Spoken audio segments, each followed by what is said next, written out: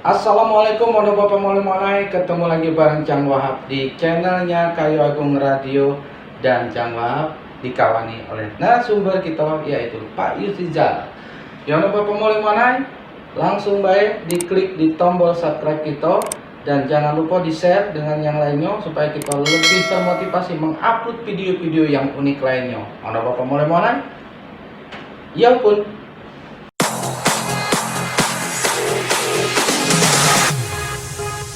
Iya, saya sih Ya, di Kayu Agung atau suku Kayu Agung zaman dulu atau tempo dulu dan sampai sekarang ini luar biasa, ya perlu diberi apresiasi yang mempertahankan yang namanya adat istiadat, ya yang mungkin yang cuman ini dan ada mungkin yang beberapa yang lain juga yang masih tetap dilestarikan ya. Jadi di sini Pak Yusrizal kita ngomongkan mengenai masalah kue atau ya roti ya, bolu ya, kue bolu maksudnya. Iya. Nah, kue bolu ini beragam. Ono Bapak mulai mana? Ya nama-namanya juga beda-beda. Yang kita tahu bolu pandan dan sebagainya. Pokoknya kayak kita bahas dan kita jelaskan di mana bolu ini ya ada kaitannya dengan yang namanya adat istiadat, terutama ya pada saat ada acara pernikahan. Nah itu ada rentetan acaranya, atau proses-proses dan tahapan-tahapannya. Nah di mana kedudukan bolu itu dibawa dan di mana macam-macam bolu itu dibawa sebagai syarat tentunya di adat ini ya. Jadi untuk Bapak mulai mana ya kita langsung baik nanya-nanya dengan Pak Yusrizal. Jadi apa nama-nama kue itu Pak Yusrizal? Ya. Karena itu sudah termasuk di dalam syarat yang mau tidak mau harus ditampilkan atau dipajangkan ya.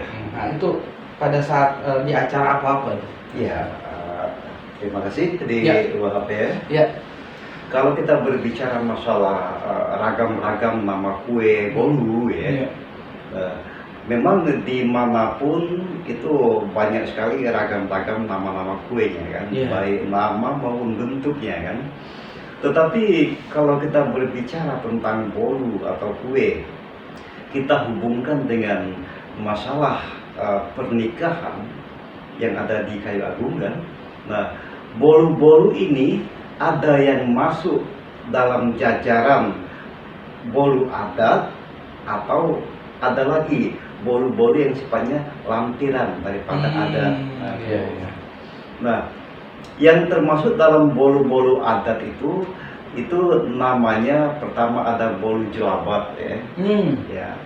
Ada lagi bolu limau purut. Limau purut kan. Ada lagi bolu apil. Kemudian ada lagi bolu sow-sow. Ada lagi bolu juadah dan lain-lain. Nah, masing-masing bolu ini yang saya sebutkan tadi itu termasuk bolu-bolu yang dalam kategori adat. Nah itu apa namanya? Kapan itu dibawa bolu-bolu itu yang katanya termasuk di dalam adat tadi? Apakah pada saat pernikahan, pada saat menghadapi ijab kabul dan sebagainya? Iya. Nah, pada awalnya bolu-bolu ini kan dibawa pada saat lamaran. Pada saat lamaran. Kemudian setelah lamaran berlangsung akan terjadi proses ijab kabul kan. Nah, di dalam ijab kabul itu ada lagi satu acara yang namanya manyu kahwin ya. Nah, jadi bolu-bolu ini dibawa pada saat lamaran bisa kan, karena itu merupakan katakanlah alas daripada untuk berbicara kan. Dan yang kedua kalinya itu dibawa pada saat acara manyu kawin atau tandang kawin dari rumah mempelai laki-laki ke rumah mempelai perempuan. Syarat yang membawanya tidak ditentukan siapa-siapa. Nah, yang membawa ini kan itu adalah anggota keluarga yang melakukan kunjungan ke tempat mempelai perempuan tadi. Ya kan? Baik itu saat lamaran maupun saat menikahwin. Laki-laki perempuan nggak dibatasi? Tidak, ya. Tidak ditentukan. Tidak ditentukan siapa sih yang bawa, tidak. Tidak. Ngapa ini dikatakan sebagai kue adat? Ya. Itu mungkin ada filosofi yang lain. Nah, karena disebut sebagai bolu adat ya, karena di balik bolu-bolu tersebut ada filsafat tersendiri, ada filosofisnya. Iya, iya. Ya.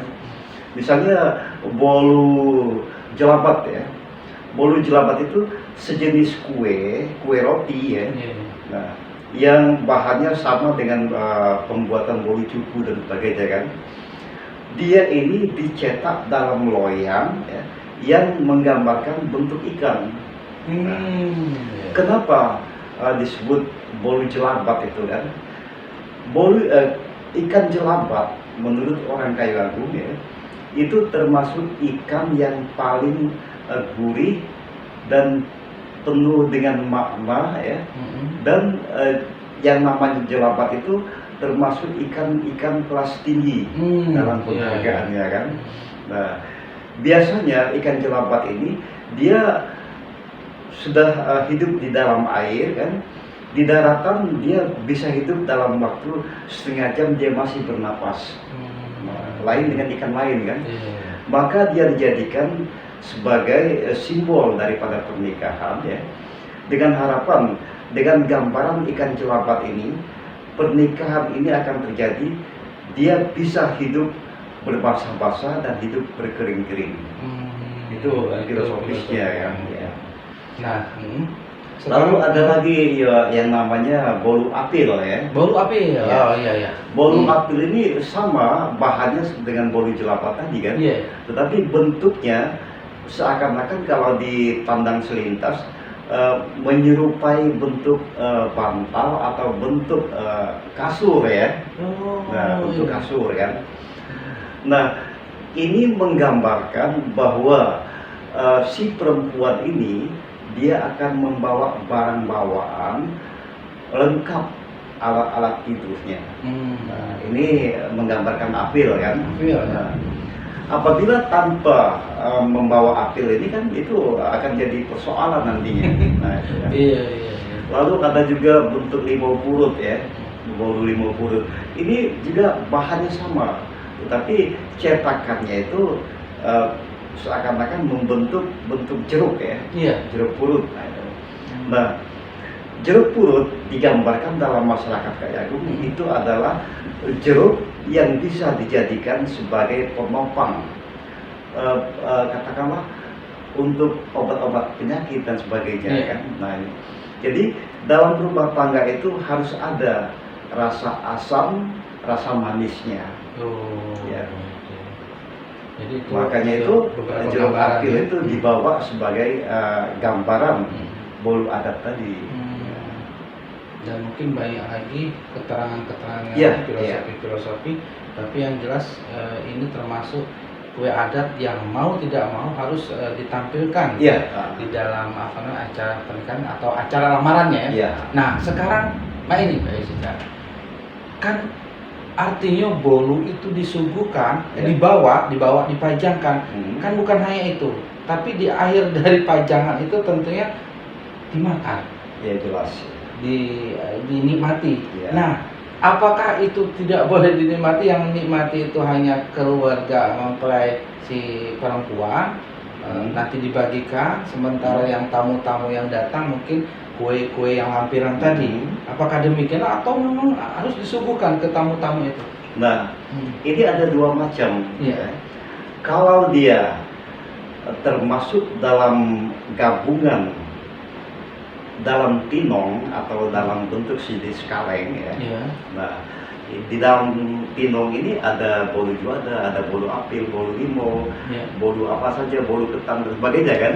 Nah, ini sebenarnya yang berhak membukanya ya, itu adalah Nyai Penggawe dan ibu-ibu perwatin wilayah tempat diberikannya kue tersebut. Nah, atau Nyai Penggawe perwatin di pihak mempelai perempuan. Dan yang mewadahinya adalah Nyai Penggawe dan perwatin dari pihak mempelai laki-laki. Yang mewadahi. Iya, yang mewadahinya kan. Nah, dan Ada juga yang diwadahi piring-piring biasa. Nah, yang diwadah piring biasa inilah yang bebas dibagi-bagi oleh pihak keluarga mempelai perempuan. Sedangkan yang dalam tinong tadi ya, ini khusus pemberian niai pengawai dan perwatin dari pihak laki-laki ke niai pengawai pihak perwatin mempelai perempuan. Dikasihkan hanya untuk mereka berbagi-bagi. Nah, ini merupakan satu pertanda menyerahkan tanggung jawab pekerjaan dari perwatin A ke perwatin B. Luar biasa. Katakanlah sebagai penghormatan ya, penghormatan. Jadi pihak keluarga saat membuka tinong ini dia hanya menyaksikan saja. Yang membagi-bagi isinya itu adalah kekuasaan daripada niai pengawai setempat. Nah itu apa tadi dikatakan tinong? Tinong. Tinong itu apa itu? Tinong itu sejenis wadah kaleng, kaleng yang ukuran begini, kan? Nah, itu bentuk lebar. Nah di dalam tinong inilah dikasih itu kan. Dan apabila manjau kahwin atau lamaran betorang tanpa membawa tinong itu, maka perkawinan akan dipermasalahkan. Itu udah Bapak mana ada juga yang namanya wadah dari kue itu atau bolu itu namanya tinong. Tinong ya. Nah, Pak Yusjal, seandainya ada bolu-bolu yang jadi adat sebagai syarat untuk melamar pernikahan itu, salah satunya tidak ada, misalnya, atau mungkin lupa buatnya atau lupa ngadirkannya di situ, itu apa yang terjadi secara adat atau mungkin dibatalkan atau mungkin ada solusinya untuk mencari opsi lain atau gantinya itu namanya? Biasanya kalau untuk membatalkan jalannya proses pernikahan itu sulit ya. Tetapi minimal dilakukan denda. Ya. Jadi kalau pihak laki-laki tidak membawa salah satu bolu adat tersebut ke pihak mempelai perempuan tadi kan, dari pihak mempelai perempuan akan memberikan sanksi berupa denda. Apakah denda itu merupakan misalnya harus dibalas dengan beras 1 kaleng, gitu kan? Jadi mau tidak mau hal tersebut harus dilaksanakan. Dan secara adat kalau orang Kayagung yang namanya persedekahan berlawanan antara pihak laki-laki dan pihak perempuan, otomatis dari jauh-jauh hari sudah dipikirkan persiapan-persiapan bolu-bolu adat ini. Ya luar biasa ada Bapak Molemona. Ya kita berharap cuman siko ini Pak Yusjal. Artinya terus dipertahankan dan dilestarikan, jangan sampai ya seiring dengan perkembangan zaman sama dengan yang kemasan bawaan-bawaan itu pakai kemasan seperti pasir, padahal menurut Pak Yusjal dulunya tidak itu. Nah juga sekarang ini kan sudah banyak penemuan inovasi-inovasi baru, pembuatan roti yang baru dan sebagainya yang lebih ini lagi. Artinya yang ada ditinggalkan, ya mudah-mudahan itu tidak, dan sampai sekarang juga masih tetap dipertahankan. Oke, untuk lebih jelas lagi mungkin Pak Yusjal di akhir dari perjumpaan kita. Iya, kalau kita berbicara masalah barang bawaan, baik itu dalam lamaran ya, terutama dalam lamaran kan, karena kita sebelum menuju ke proses ijab kabul kan diawali dengan lamaran kan. Nah, biasanya kan yang dibawa itu bukan saja berupa bolu-bolu tadi kan. Ada juga lampiran lain seperti misalnya buah-buahan, makanan-makanan manisan dan sebagainya, mulai dari minuman kaleng sampai kemana apa-apa kan. Termasuklah kain-kain yang biasanya dimuat di dalam parsel kan. Nah, kalau untuk orang Kayagung sebenarnya kalau dia mau meneliti adat, yang namanya kain-kain itu tidak boleh dibentuk apa-apa, dia hanya dilipat biasa dan ditaruhkan di dalam nampan kuningan. Karena apabila dia dibentuk begini-begini, itu ada makna terselubung di belakangnya. Ada yang dikehendaki ya. Contoh misalnya kan, ini langsung kita himbau kepada masyarakat kan, ya terutama pelaku-pelaku adat ya. Kalau barang-barang kain songket, baik itu kain maupun angkinan, biasanya kan ini pemberian dari pihak orang tua mempelai laki-laki kepada mempelai perempuan. Nah, kalau dia kain songketan dibentuk misalnya apa, menjelma seperti burung atau membentuk apa kan. Nah, ada lagi yang membentuk bebek dan sebagainya kan.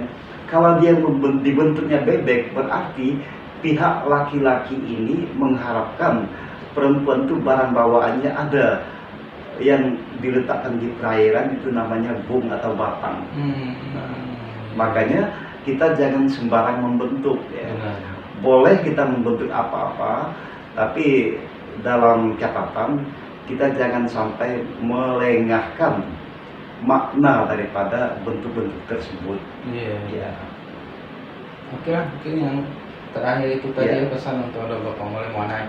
Ya, ada Bapak Mulai Monai, mudah-mudahan bermanfaat dan tentunya memang bermanfaat, menambah wawasan ilmu pengetahuan ya tentang yang namanya beragam kue yang masuk ke daftar adat pernikahan atau adat lamaran ya. Mungkin kayak di kita tayangkan lah kue-kue apa saja yang masuk di di adat itu. Ya, mudah-mudahan nantinya kita berikan kesempatan ya untuk menayangkan yang mana sih bentuk bolu jelabat, yang mana sih bentuk bolu apil, atau bolu 50 dan sebagainya gitu kan. Ya, kalau itu Bapak Mulai kita cukupkan sampai di sini dulu dan kita akhiri dengan ucapan Assalamualaikum warahmatullahi wabarakatuh. 90,4 Ayo Agung Kartio.